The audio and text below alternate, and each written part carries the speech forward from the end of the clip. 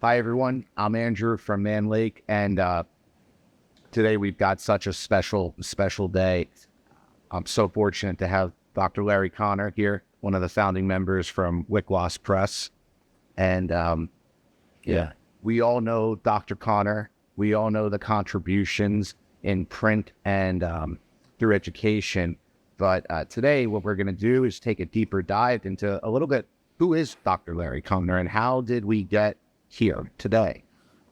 So before we start, Dr. Connor is a Michigan native, and you departed Michigan State University upon your completion of your PhD dissertation on strawberry pollination, and then you assumed the position of extension apicultural entomologist at the Ohio State University in Columbus. Right.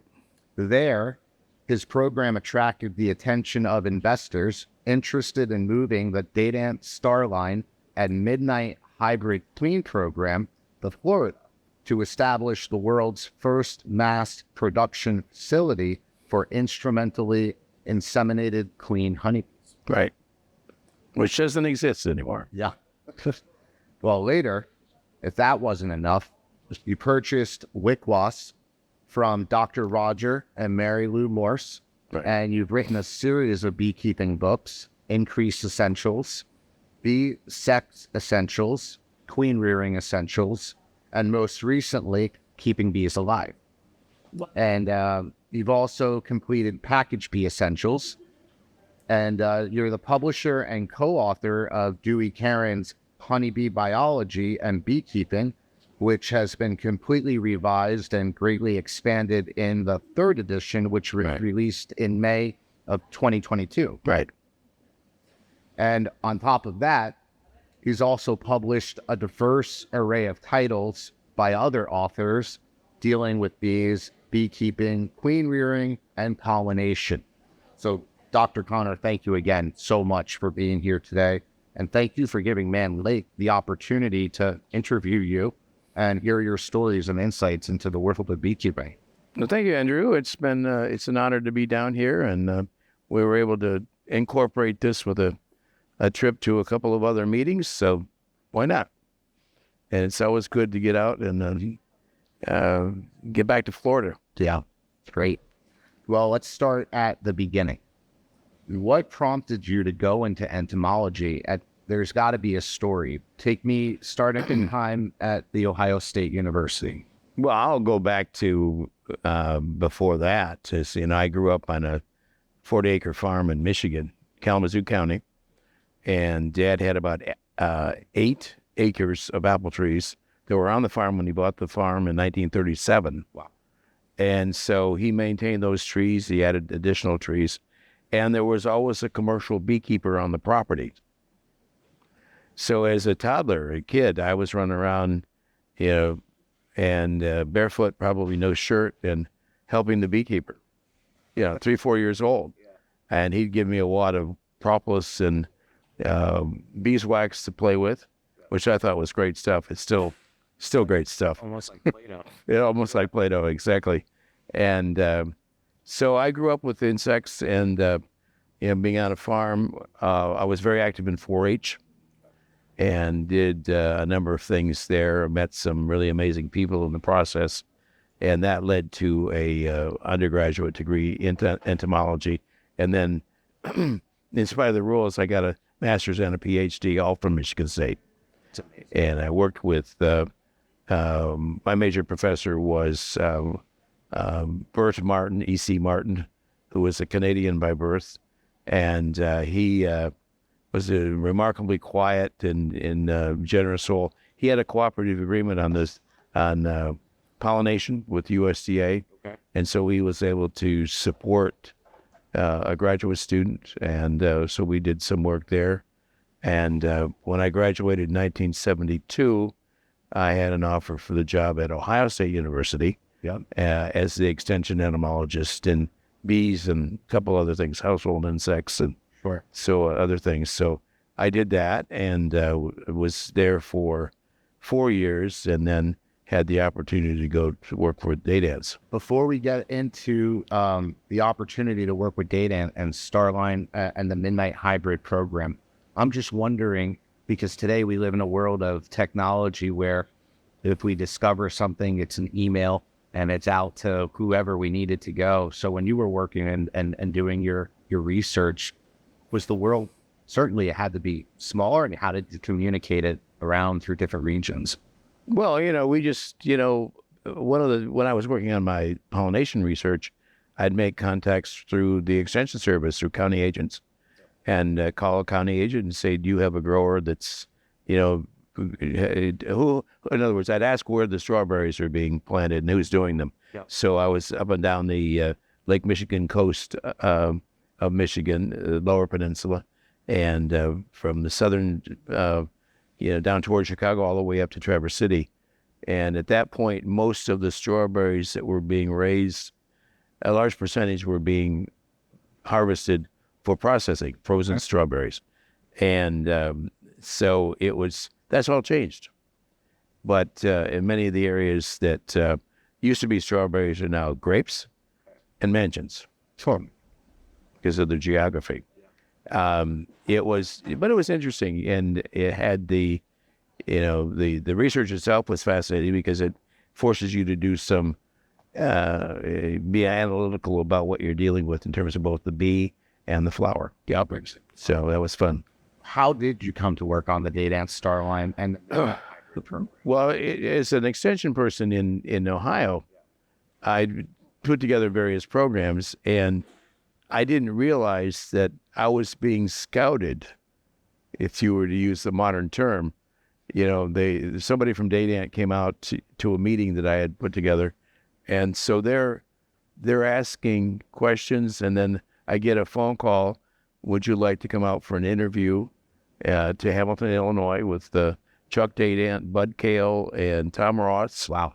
Nick Dadant was a young beekeeper just starting to keep bees commercially at that point. And so I trained with Bud Kale, who was a geneticist trained by corn geneticists in Iowa, and he was very competent, and he developed the Starline in the Midnight program. And my objective was to move the program to Florida so we could increase production, have a longer production cycle, and then also try to do a mass-produced inseminated queen that would be used by the average beekeeper. Sure. So that was a pretty remarkable challenge at that point. Of course. And it still would be. And you think about when you look at the queen industry today and how much it's grown and developed, that's probably one of the pillars of that development. Well, the key thing that we had with that program was we were providing breeder queens for Starlines and Midnight. So these are some of the world's largest beekeepers. Sure. Some of the world's largest queen producers, and they were using grafting mothers that we provided, breeder queens, under contract, and they were paying so much a queen for royalty. And so that's, in theory, how the money came in. Got it. There was always a question about, did we get paid for every queen? Did it have to be Florida? Was it weather permitting? Did it give you that opportunity? Bud Kale had some previous experience in Florida. I think if I were to do it over again, I might. If I were to sit down, I'd do a very thorough search of Hawaii and parts of California. Got it. But I'm just saying that. That's not a, if we could do work in Puerto Rico, I think it might be interesting too. Sure. But everywhere you go, there's a downside. You got to deal with hurricanes. You've got to deal with the dearth periods in different places. Right. And so you have to know what you're working with. I think that people like Tom Glenn, who was a queen producer in California, he was very successful in producing a large number of breeder queens for many years. And he did it, ratcheting down the production. But he never was producing a production queen. He was only producing breeder queens. Let's hear some of the story behind your purchase of Wicwas. I know that you purchased it from Dr. Morse. So what was it like when you, at that point? I had left Florida. Yeah. I was married at the time, and I had, my wife was, is a speech pathologist, and so she decided that she'd look for a job, and then I'd tag along. I walked away from the position that Malcolm Sanford eventually took at University of Florida. That was offered to me, but it just didn't fit with the rest of the family at that point. Sure. So I was sort of struggling between writing and lecturing, trying to do. The only thing I thought beekeepers would pay for as a consultant in beekeeping, and I actually did a survey that shows us the only thing they'd pay for is which truck to buy. Which truck will give them the most miles at the lowest cost. Right. Maybe some tax information, and that's about it. It had nothing to do with what I knew. Right. Yeah. And so I always thought that was an indication of where we were with the commercial beekeeping. What's important to them, because that's their life. They spend a lot of time on the road. Yeah. So the back to the purchase of Wicwas Press. That was some of the older beekeepers will remember there used to be a Southern States Beekeeping Federation, and Steve and Sandy Forrest, who were very active. Well, they founded Berkeley Mountain, and Steve had gotten this group back organized, and so I had gone to several of their conventions. We always had a good time, and they decided to do a tour to England.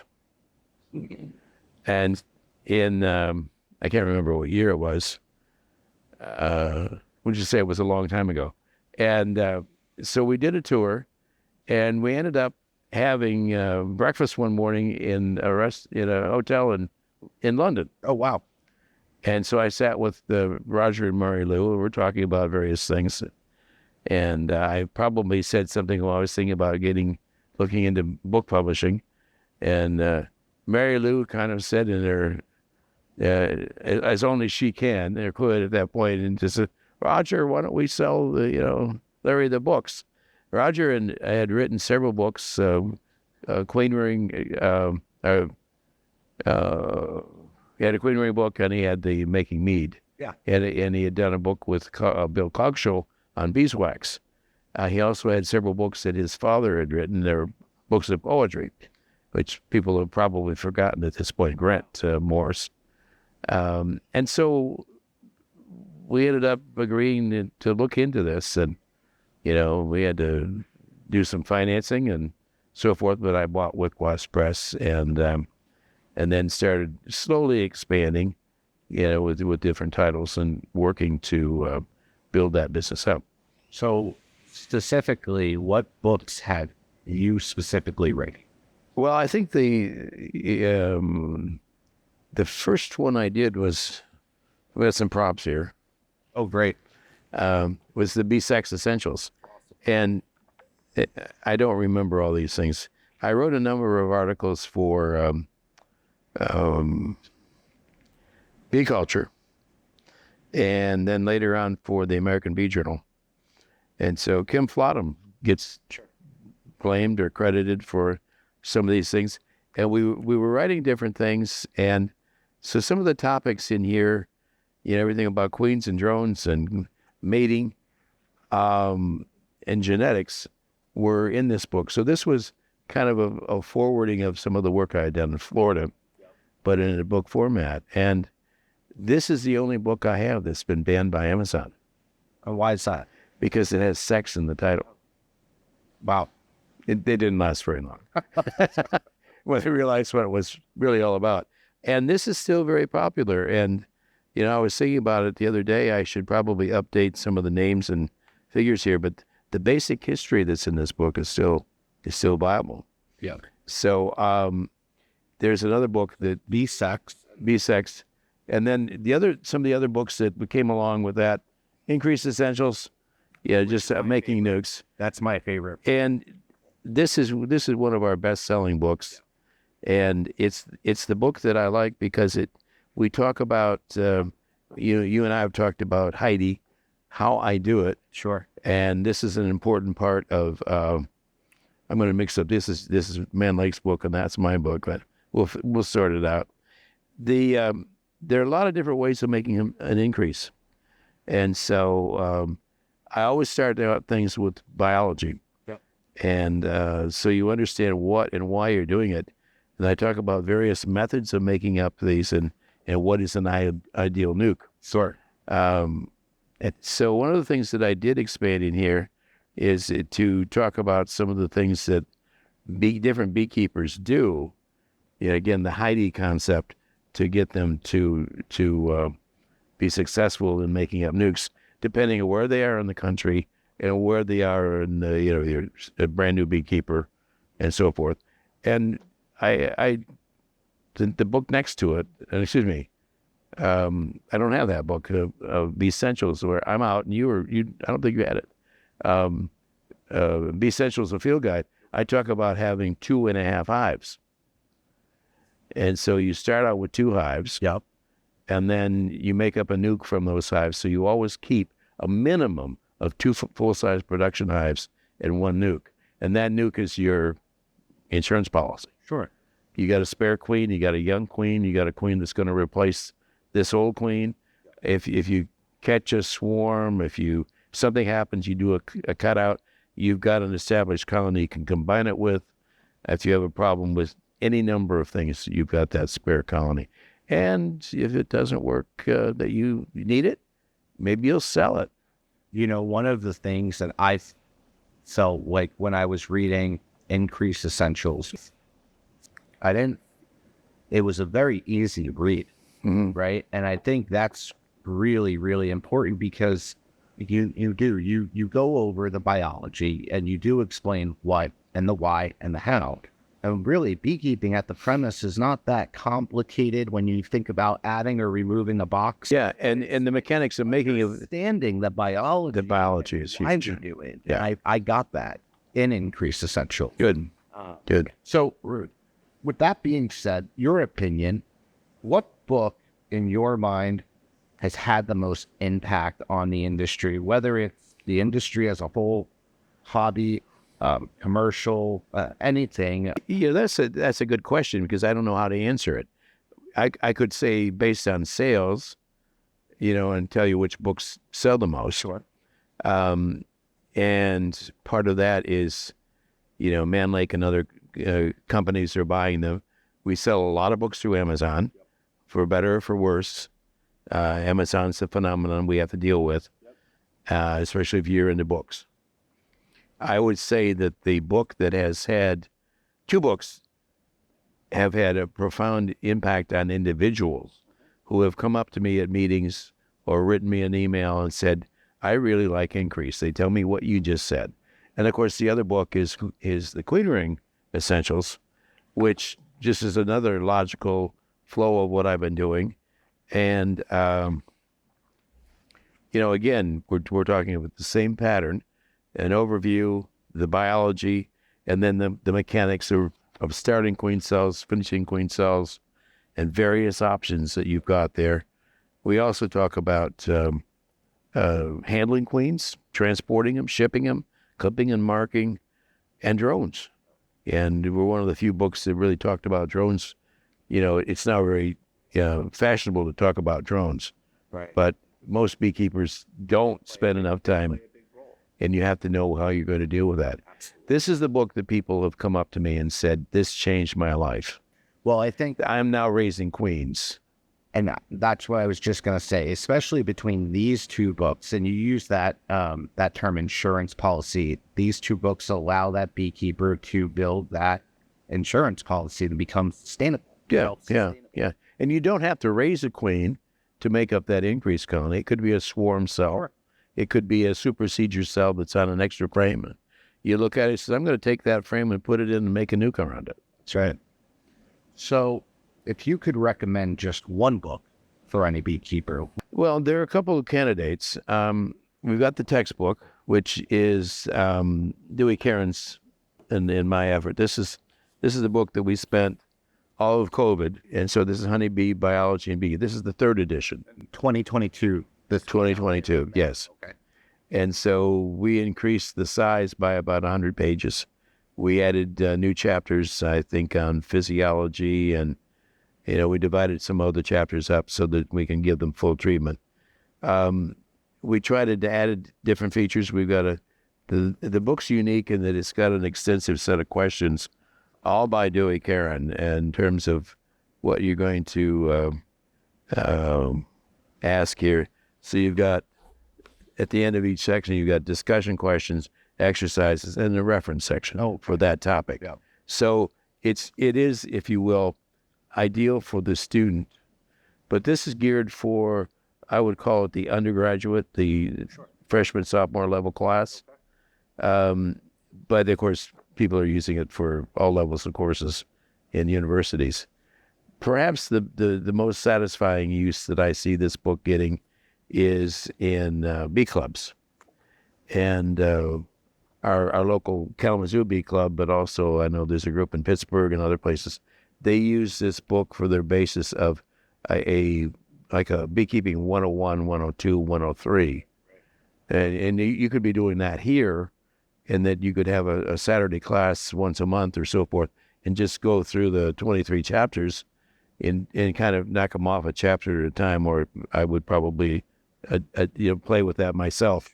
But fitting it to the season. Right. Well, and also you're learning the foundational parts of Yes, yes, right? yes. You're learning it from biology first. Right. Everything after that. And the book is very visual, and this is kind of the trademark of the books that we're trying to do, having a lot of good illustrations. Yep. And then Dr. John Z. at Arkansas has done a lot of the graphic work that we've got in here. So things like how to make splits, how to set up your apiary, just very basic things that John does a good job of showing them. So we've got some good work.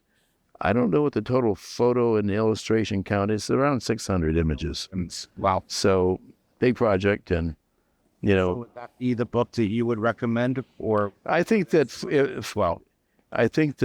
for many beekeepers, that would be a good one to start.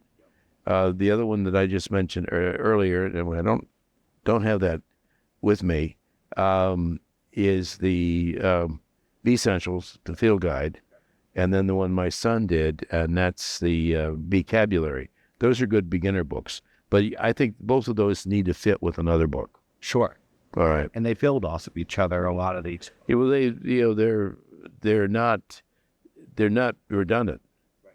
Yeah, I mean, some parts are, but you can't avoid that. But most of these things are built, and they're going to help expand the beekeeper's, the reader's knowledge. Absolutely. Well, in multiple books, you talk about the importance of nutrition. Can you just elaborate on that a little bit? Because I tell people all the time, Frank, right? Frank is a big believer. We've got a lot of people in this industry who do believe that nutrition is that foundational piece, in the beehive, and how important it is to understand that protein carbohydrate balance. What the hive needs. Yeah, well, the bees are very good at sorting out how they're going to utilize these, but they have to have these. The carbohydrates, of course, are coming from nectar, and then if the beekeeper is feeding, from the sugar syrup or the corn syrup. Sure. The proteins, the nutrients, the minerals and so forth, that quite often is dependent upon what Mother Nature plays out in terms of the floral bouquet. Sure. And in this book beside you, Keeping Bees Alive, I talk about the need for adapting your bee yard so you've got the right, a sustainable level of floral diversity. So you talk about that in Increased Essentials. Yes. Line has stuck with me for forever. Apparently not with me. All pollen, basically, that all pollen is not created equal. That's right. That's right. Pollen is not pollen, apples to apples. And so the pollen source is going to... That's right. I've got two good examples. Most everybody has dandelions at various times in the spring. And, there's been this real passionate, save the dandelion, don't mow lawns and so forth. And yet the dandelion is probably a poor choice by the beekeeper to promote because it's not nutritionally complete as a protein source. Now, throw most anything else in, and now you got a full plate. You've got a nutritional, it's, different ethnic groups. You've got corn and rice, corn and beans, rice, and, it's all different foods that humans use, but the same thing is sort of true with honeybees as well. So dandelion is not a complete food, but it is beneficial to the bees if they are able to get something else, which, of course, dandelions are in bloom in the north, and with apples are in bloom. And no matter where you are, there's probably something that's going to be a complement. Sure. The other example I want to give you is when I was down in Florida, in La Belle, we'd have bahia grass in bloom. And that's blooming, that's a grass. And we think of grass as very little in beekeeping. And yet when there's nothing else available, the bees will go out and gather grass pollen. And they might have 3 to 5 frames of this bright yellow pollen. And I looked it up. The nutritional component is down in the single digits, the protein level. And so when you'd come back, it would, where you had 2 or 3 frames of bahia grass pollen, you got less than 1 full frame of brood. And normally you figure with pollen, you got a frame of pollen, you get a frame of brood. So in that example, you would think you would have had 3 to 3.5 frames of brood. And just for everyone watching, when you say a frame of brood, do you mean 1 frame, both sides? Yes. Or 1 frame, both sides. So, if you had 3 frames of bahia grass, you had 6 sides. That's right. Yeah. Okay. Yeah. And with that being said,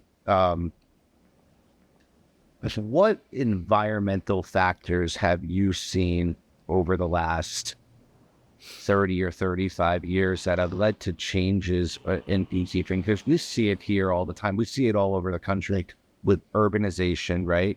More and more farms get sold.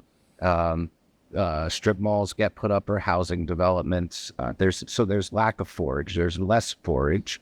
And you've got more issues with flooding and rain and snow or hurricanes.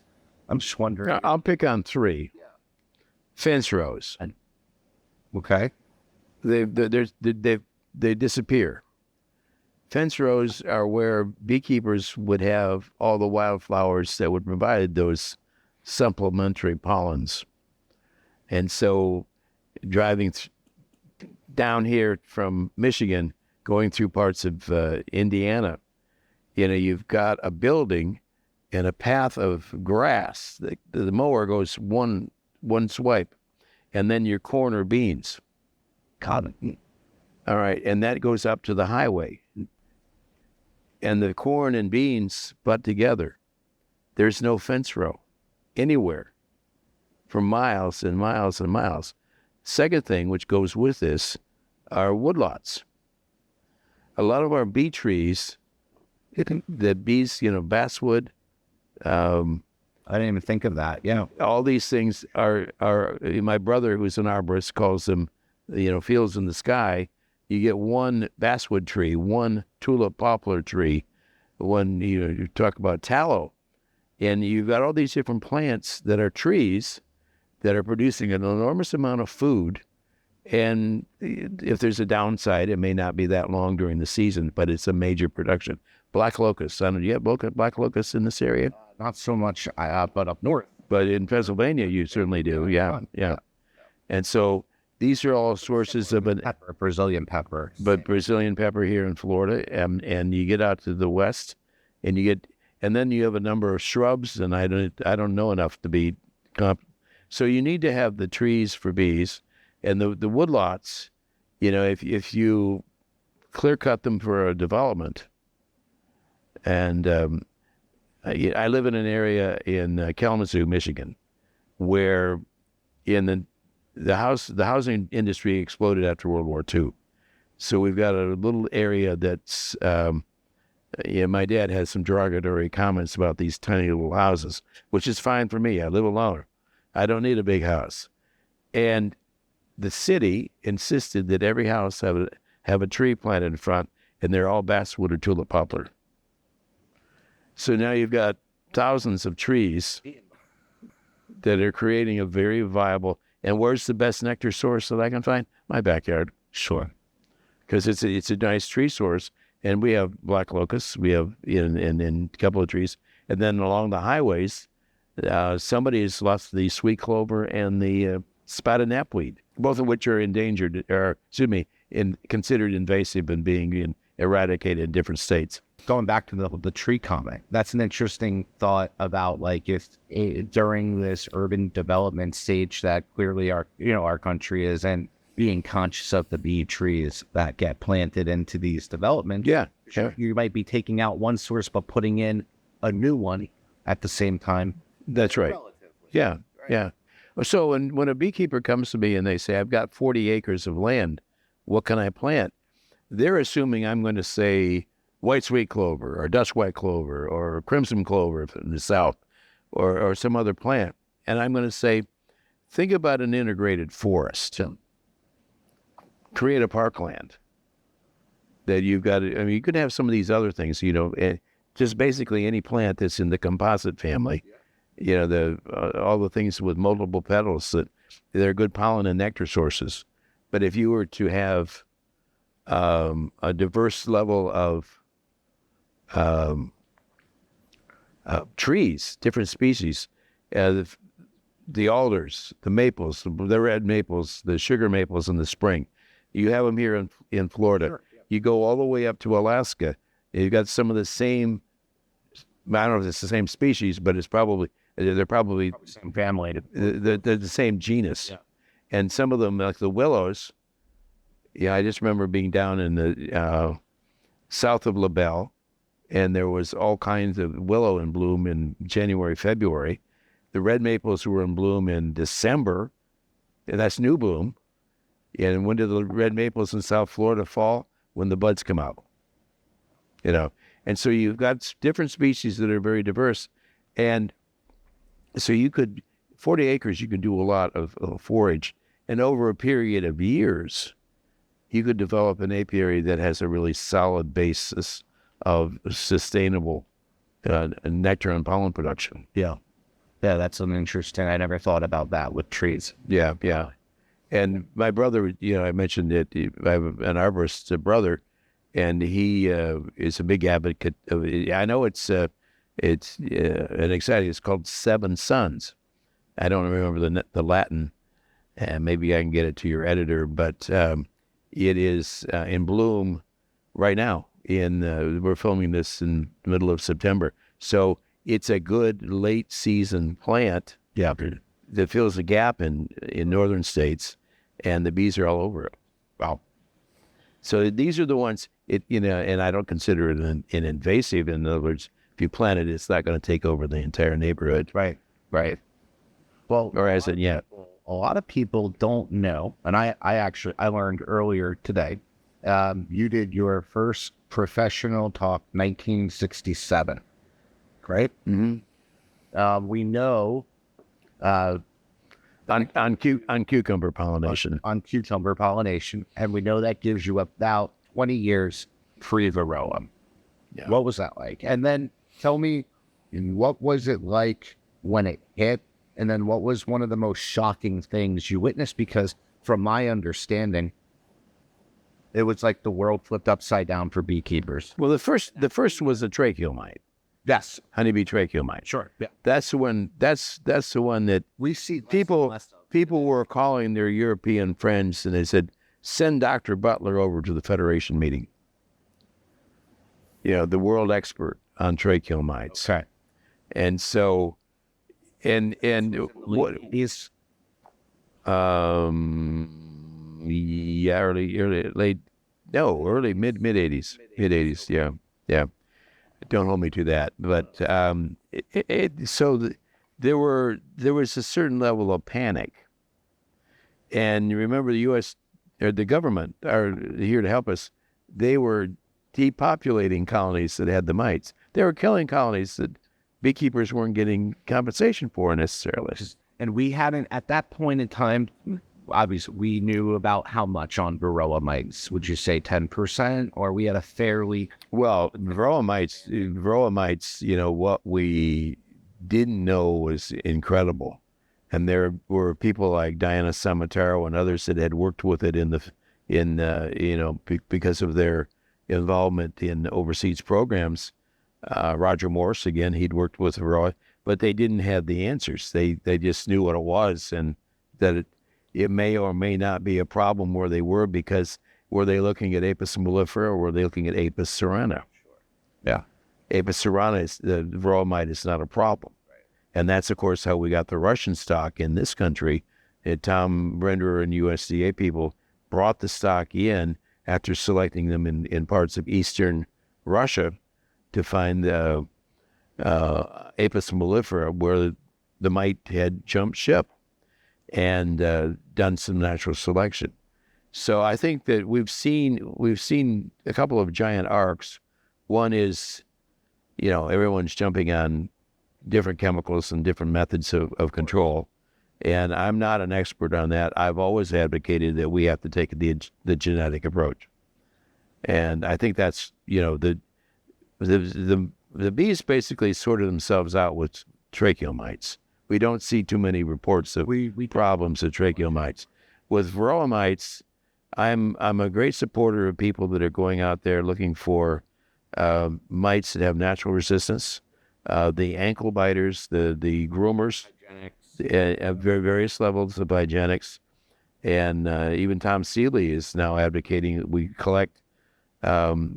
sample the queens from feral swarms that come into bait hives. Okay. Every beekeeper should have a bait hive. So maybe I should have my 2 hives in a bait hive, and evaluate them for.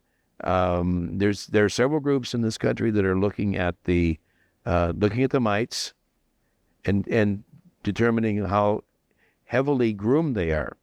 In other words, if the mite biters, they're chewing on them. They're actually puncturing the shell, the carapace of the mite, and so in the process, it's a bad day for the mite, but it's a way of looking at a stock and saying, okay, and trying to build these up. So there are people at Purdue, Dorothy Morgan in Kentucky, and others that are Dwight Wells. There's people in Pennsylvania that are all trying very hard to find some of these stocks, and then they're using instrumental insemination, trying to make crosses and come up with good combinations. I think we really need to work on supporting those people by money and by buying their product. And so you were telling me earlier, we used the term bee havers pre-varroa. Well, where we have a varroa problem now, we used to have a big pesticide problem. Oh, okay.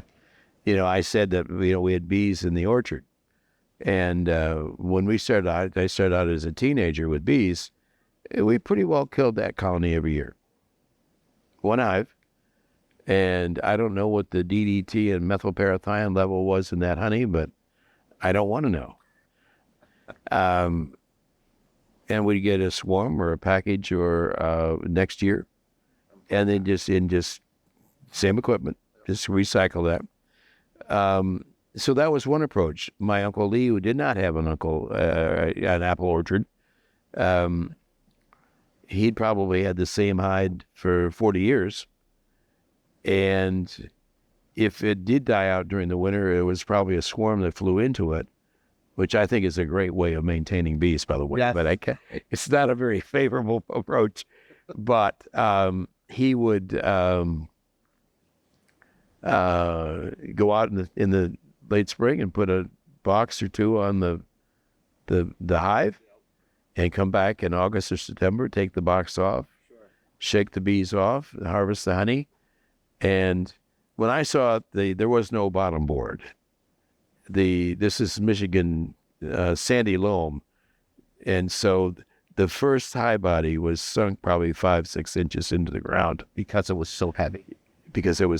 And so the first box was the bottom board, and then the second box, and there was supposed to be inspection, but that's kind of a tough one to inspect. Yep. I guess you could look at the brood and say, I didn't see any evidence in that part, so we're okay with that. So, and that wouldn't work now with Varroa. No. And, Varroa has, a lot of people feel like you're just constantly chasing down this Varroa mite from these mite bombs, right? And the outbreak and the risk that it poses. But you said something else about with pesticides and another period of time through your beekeeping journey. You went through CCD Colony Collapse, right? Yeah. 708, we start hearing about it. We start seeing the reports. We know the work that David Hackberg and David Mendez did. They did that. Yeah, a lot of it. And Dewey Karen, my co-author, was involved in that. And these were on the cover of Time magazine. Yeah. I mean, and so take me through. So now we have this major crisis in, tracheal and Varroa.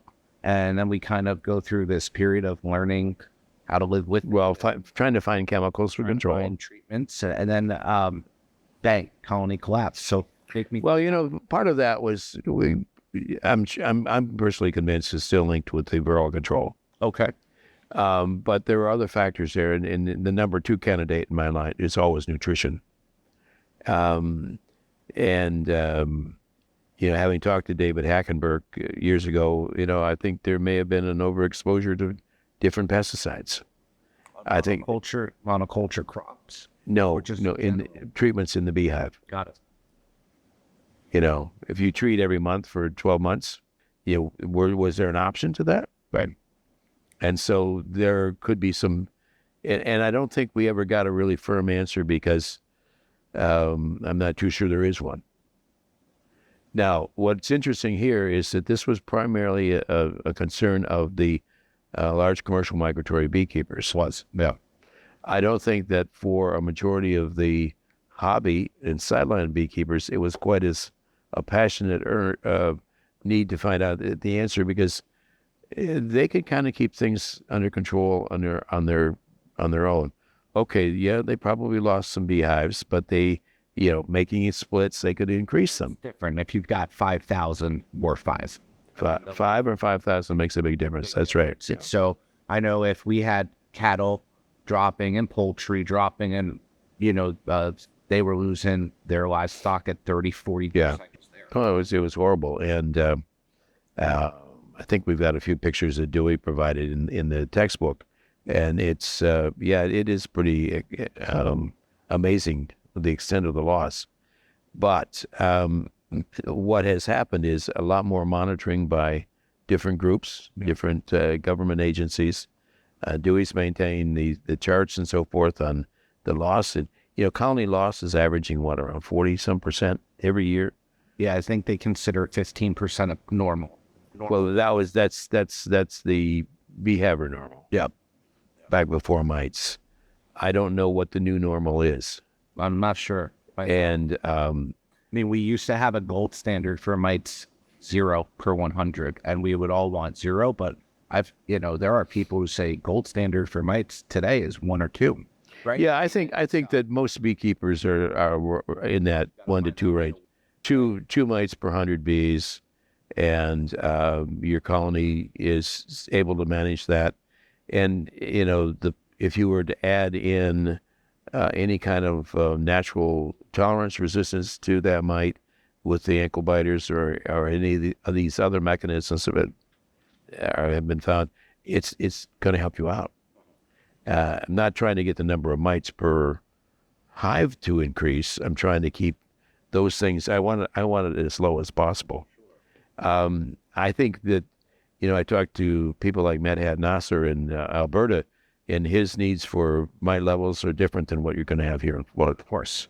And that's always a hard part. And I think that's where print and books and media play a major role.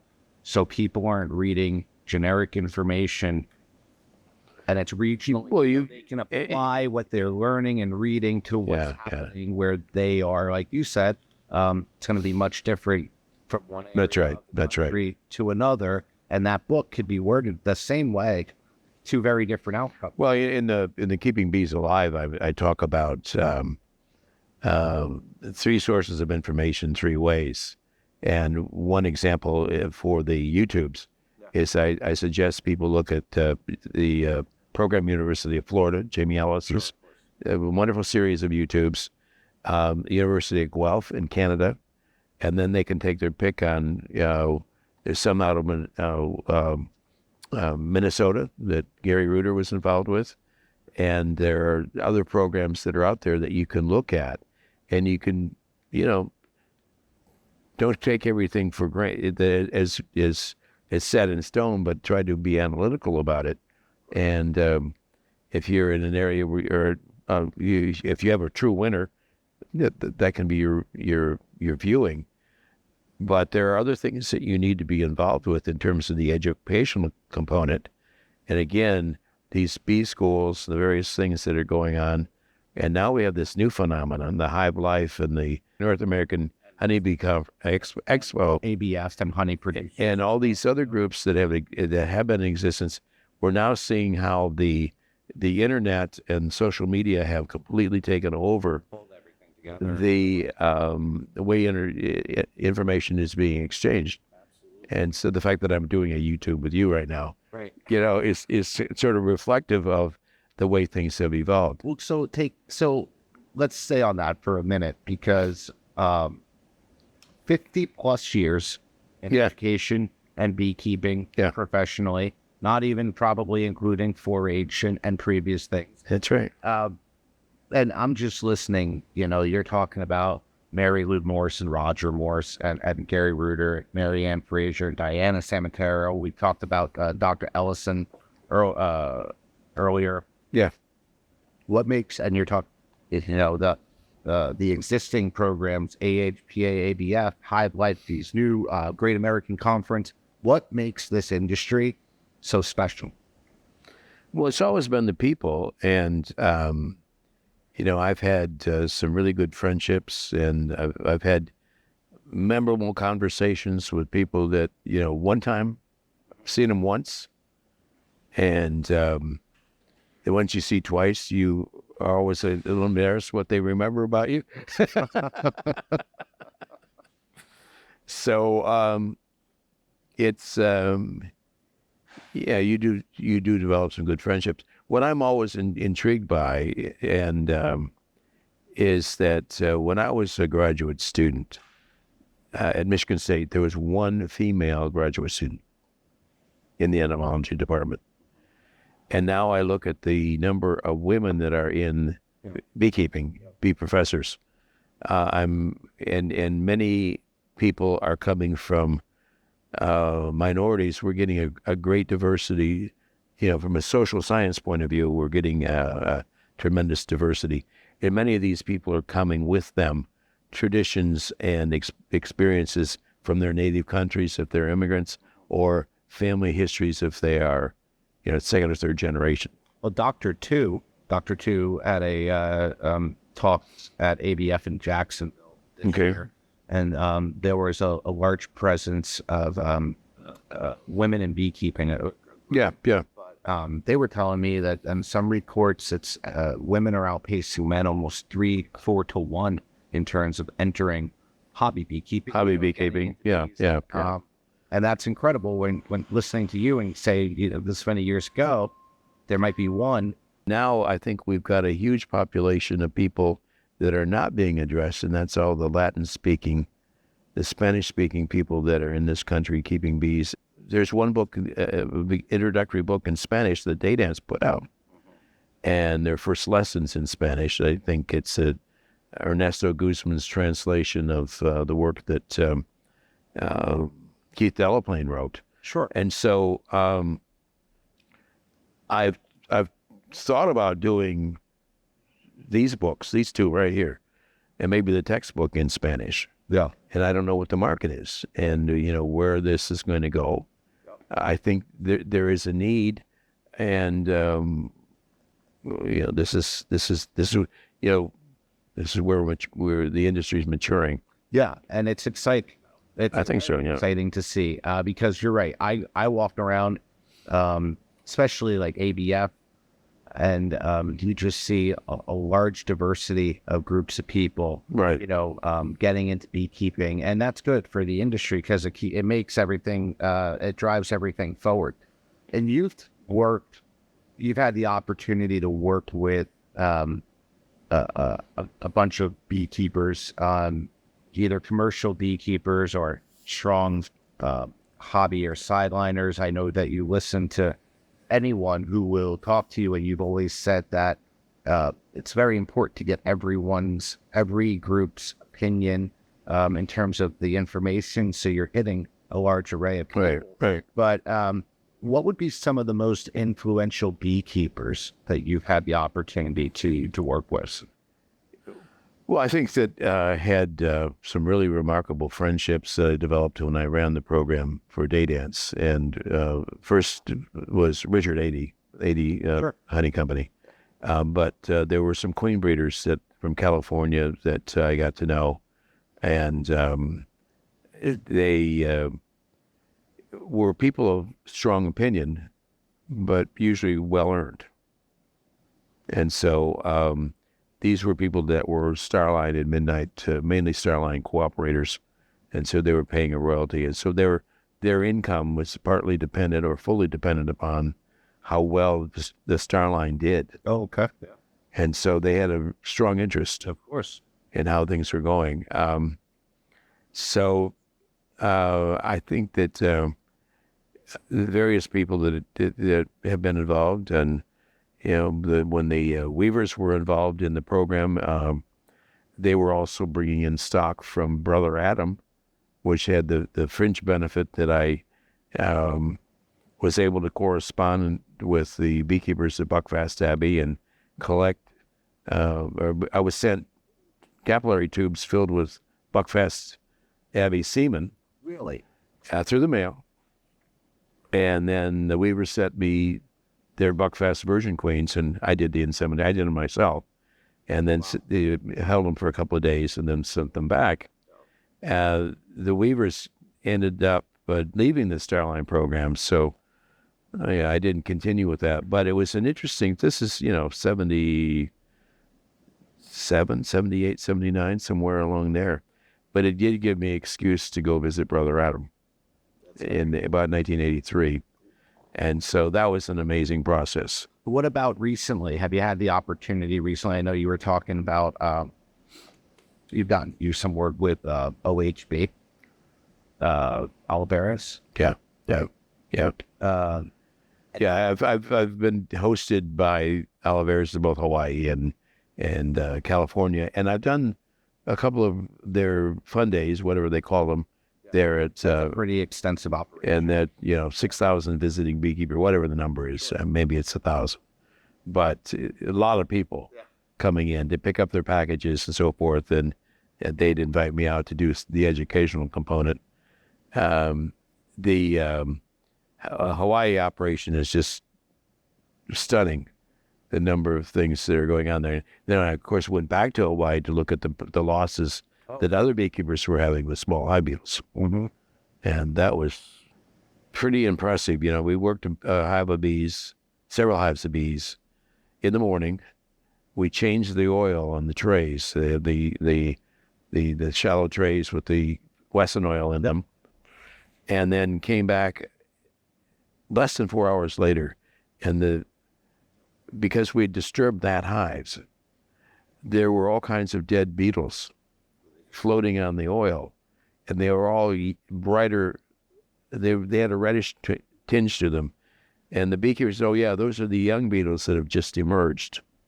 Oh, wow. So that's that morning's emergence. Oh, my goodness. So that's a constant. So it's a constant bombardment of beetles into these hives, and other things aren't enough. You've got another issue. Yeah. Right. If someone knew, coming into this hobby, this industry, and you had a couple words of advice for them, what would they be? Words of advice to a new beekeeper.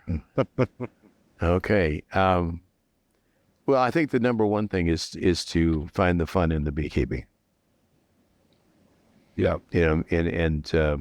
Whether or not, well, I think especially for the, the 2.5 hive people, the 40 colony sideliner is to, if you're going to sell honey at a farmer's market, make this part of your fun. Get the family involved and do that sort of thing.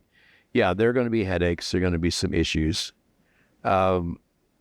Commercial beekeepers, everybody needs to do more mentorship. The keeping bees alive, I talk about don't keep bees for a year. Read, study. So you're saying put the groundwork in, put the work. Yeah, and the few people that I know that have done that have been really successful, but they've gone to 3 or 4 meetings. They've gone through 4 or 5 books, and they've done a lot of YouTubes, and they've seen what's out there. And the one guy in particular, he's now president of our local bee club. Right. And he tells everybody, I waited. So, and we are such an Amazon-based society that, we hit send and we got our house a beehive. We want it now. Sure. Yeah. So that's something to be said, because I remember when I was learning about bees and getting out there and just doing it. That was a big thing, but I agree. You've got to have it. You got to back that with that education. Yeah, and what's changed that is of course the varroa mites. You have to do your homework, because I certainly didn't have any. I took a class in beekeeping from Michigan State, and I had done stuff in 4-H, but you just jump in. Right. And many people that I know that are pretty famous beekeepers, they started out catching a swarm. They didn't know they were going to be a beekeeper that day. The swarm told them that was it. You're going to be a beekeeper now. And so, you do jump in and you do learn these things. And what are we talking about? Personality types?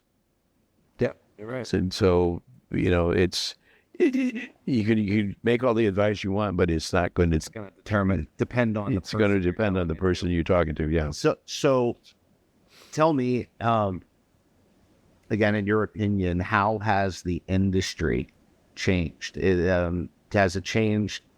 Less honey crops that you've noticed through development, or has problems through hive beetle, varroa?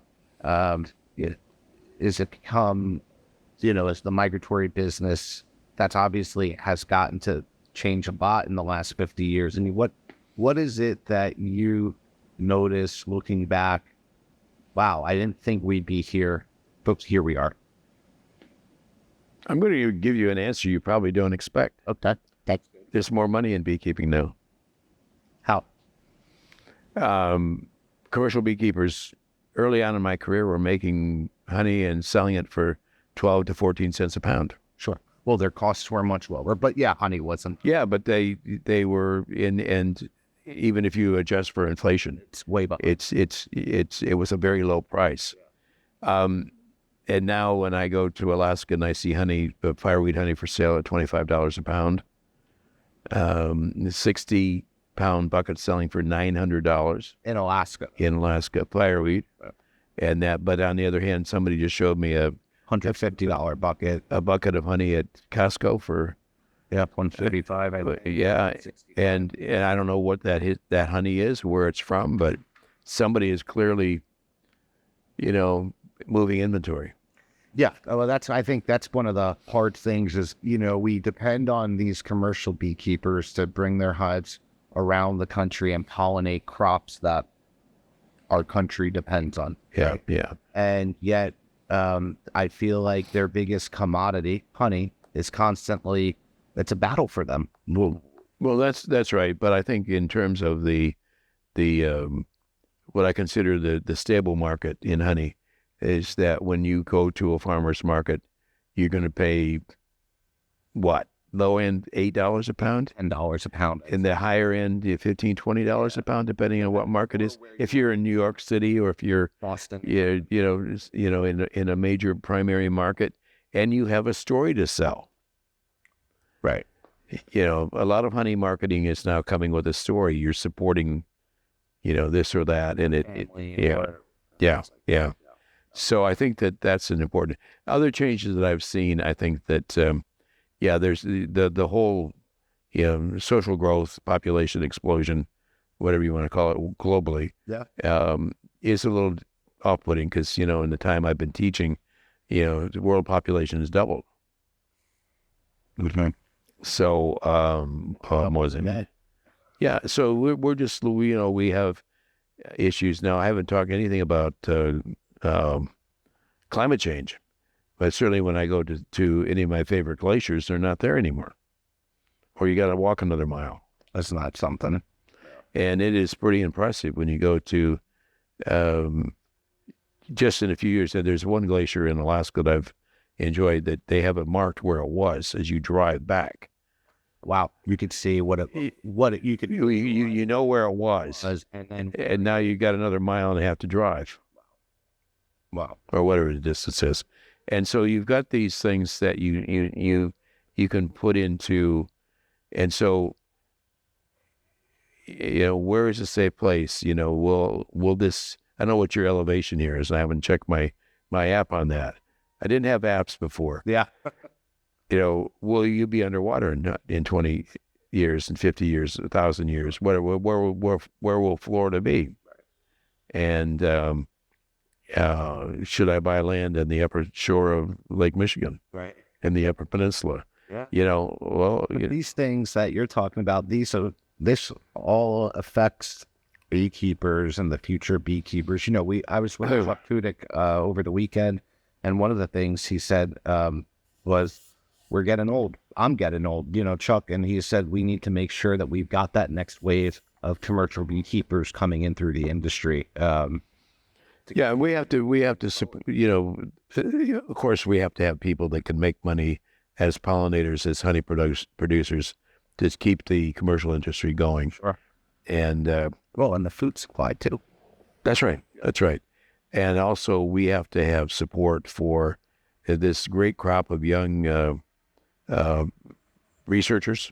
They're coming into the universities and USDA, and we need to get them, maybe have to make sure that they're fully supported and that they're getting compensated well for their research and they're rewarded for good work. So I don't know how that works. So I had a question that I was going to ask a little bit later, but with you saying that, I'm going to move it forward. With that being said, what role does business and academia play in moving this, continuing to move the industry forward, whether it's through new products, future mite treatments, perhaps better nutritional products? Clearly, it's not just on academia. It can't just be on professional. How do we marry the two to continue to drive? Well, there's always been a close relationship between commercial beekeeping and universities and USDA. There's state departments of agriculture have always worked very closely with their beekeepers. They have to. That's their base. They're people they're responsible to. Sure. I think that with the universities, there's always been a perception that some people are, blue sky researchers. They're doing, theoretical research, and they don't want to get get involved with problem solving. When on the other hand, somebody right across the hall may be saying, "Okay, come on in, let's work on your problem. Let's see what we can do for mites or nutrition, whatever it is, honey quality," and all of these things have to be constantly checked and rechecked. And improvements made. The lack of clarity in terms of policies on some of these things may be something we need to work on to make sure that university professors aren't criticized for working with industry. Well, also, you said earlier, we live in that Amazon type world where we click a button, we expect it to be on our door. Same time, we hear often academia and research doesn't move as fast as beekeepers need it to. But I don't think people realize too, you go back to what we said about Varroa. You've got some of the brightest minds in the industry who are trying to figure this out real time for everyone, right? And it's this balance. Yeah. Um, Yeah. it's tough. I'll go back to one of my favorite topics. That's raising queens. And most people don't realize that in addition to the Starline program, USDA and Rossman apiaries used to have With Fred Rossman? with his dad. Oh, wow. Okay. They had a program, Pelee Island in Lake Erie, where they had an isolated mating station. And this is in the early 50s. Okay. Well, we still have islands. And why we don't have state or multi-state programs that are taking fairly commonly available bees, I'm saying worldwide. Yeah, yeah. Well, we'll use the buckfast, but we could use any number of the current stocks that we have, and we have to kind of go to just some names here, Joe Latshaw and Marla Spivak and Gary Reuter, the Russian bees. And could we set up an island in Lake Erie or Lake Michigan or some other islands? The buckfast program is being maintained on Lake Tora in Ontario by Paul Kelly. And so he's got decades of experience on keeping an island population of bees to produce buckfast gator queens. And genetic. Yeah, they've actually done work to see if drones and queens are flying over the water, and apparently they are not. And so this would be a good way of industry and university people working side by side. And, one of the criticisms I've always had, and I kind of learned this from my mentor, a queen mentor, who was not Bud Kale, is that the industry is just too tight-assed to pay the money for what they want. And so It takes time. It takes labor. It takes research. well, in 19, I'm trying to remember, early 50s, like 49 or 50, Bud Kale offered a American foul brood resistant Starline. And it was cheaper to buy the sulfa and the antibiotics to treat than the 25 cents he wanted per queen. Wow. Same thing happened when they developed a bee that was specifically bred for alfalfa pollination. He didn't want that. The industry said, no, we're not interested. He had his order forms there to take orders for queens. Nobody wanted them. He got back from that meeting and he took all of his research notes, took them out to the burn barrel at Dayton and burned all his research. That's what he told me. Right. Good. Yeah. No, that's a... So, I mean, the example is that what would it cost me to get an improved bee that's got a, I won't say guaranteed level of, 2 mites or less? What's it worth per queen? Yeah, am I going to pay 5 cents, $5, $50? What are the economics here?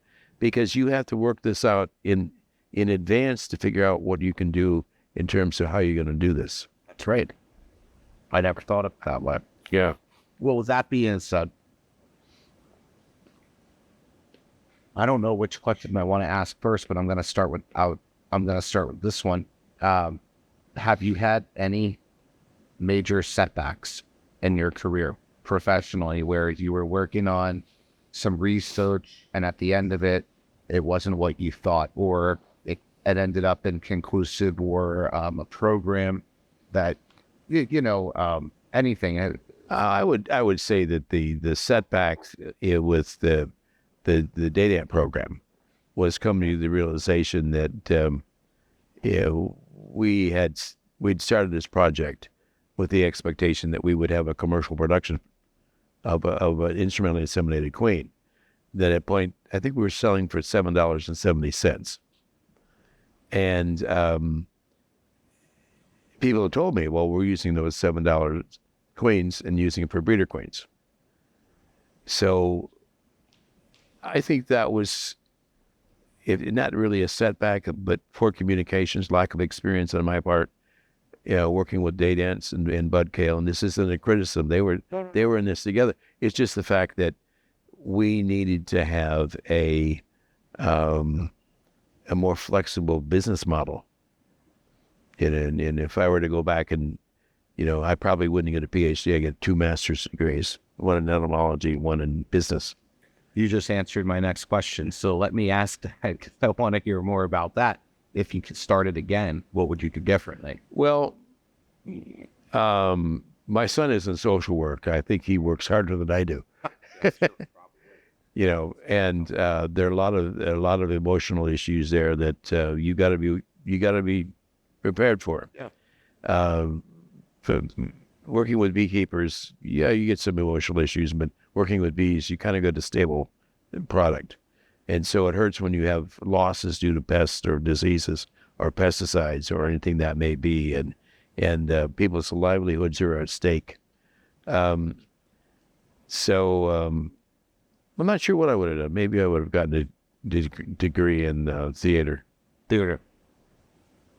Well, what's next for Larry Connor? What's next for Wicwas? Well, my son is actively involved in Wicwas Press, and his wife comes along and does a lot of the sales. Technically, my daughter is involved, but she's got her hands full in Alaska, and who knows where we'll end up. Though maybe we have a new wing at the publishing department. I always leave that as an option to her because she's an excellent writer. Who knows what that means? Yeah. If anything. The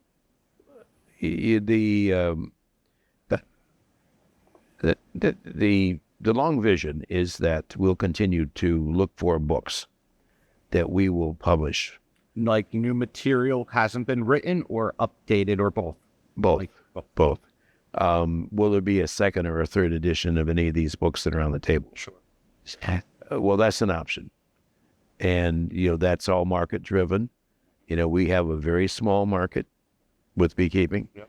And what keeps us alive is the fact that we do have a diversity of topics. Now, if I were to pick 5 books and say I'm going to limit myself to 5 books, it would be a loss in my mind. But, we could play with that and try to keep the most popular books in print and so forth. I not quite facetiously say I don't write books for idiots or dummies, because I'm trying to come up with a quality line of beekeeping books. Yeah. And that do what you've talked about, answer questions in a non-threatening and friendly way. Yeah.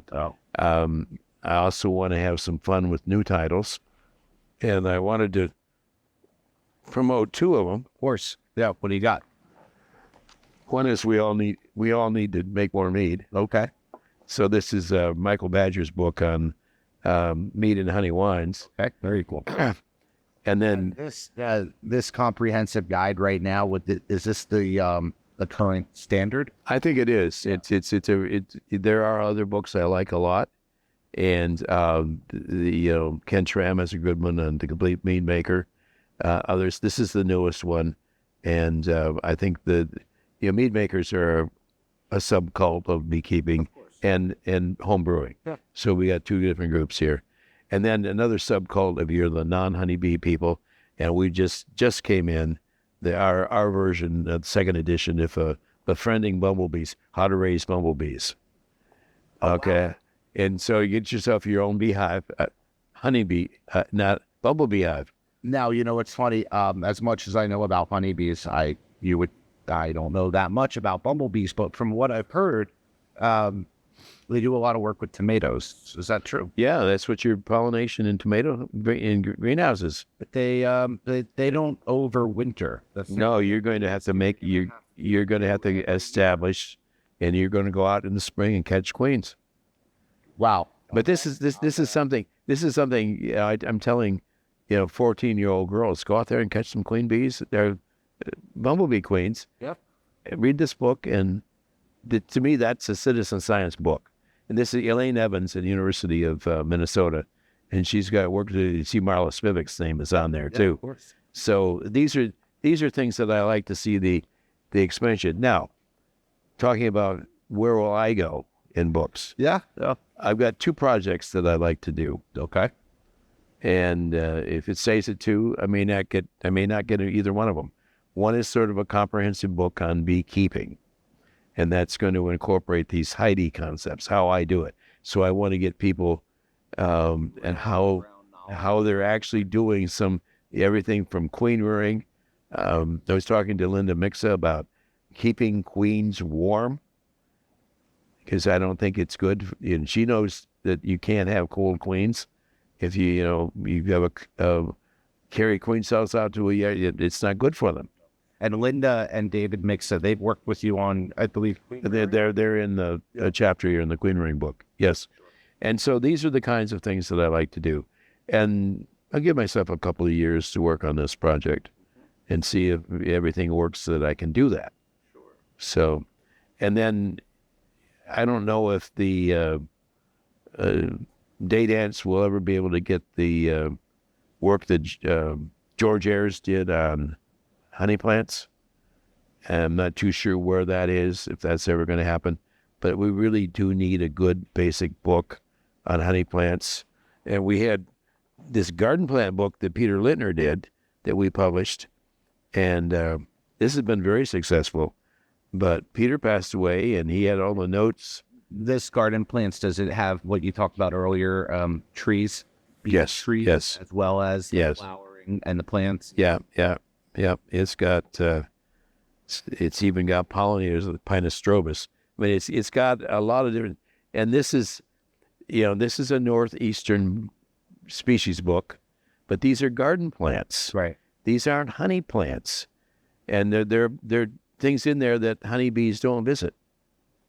So we've talked so much about your books, and you're a staple at all of the shows, whether it was yourself or your son setting everything up. Mann Lake carries your books. I know other supply bee companies do as well.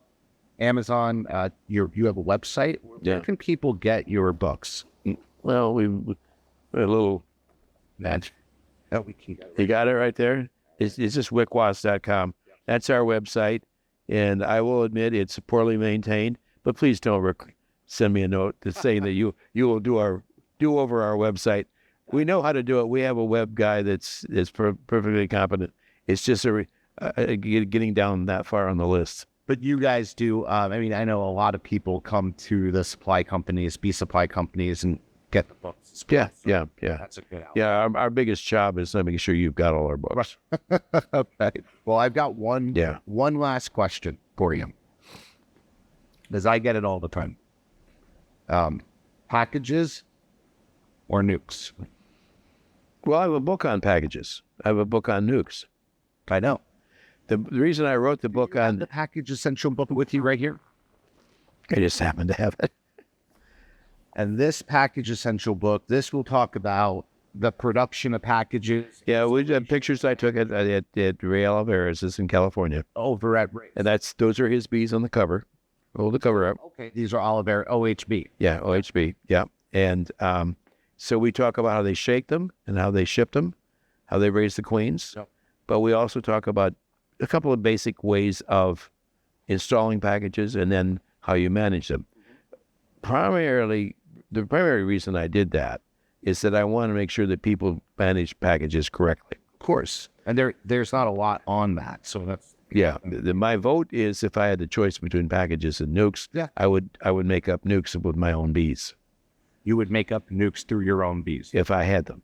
Okay. If I'm a new beekeeper, I want to work with a mentor. This is important. Find somebody who has bees.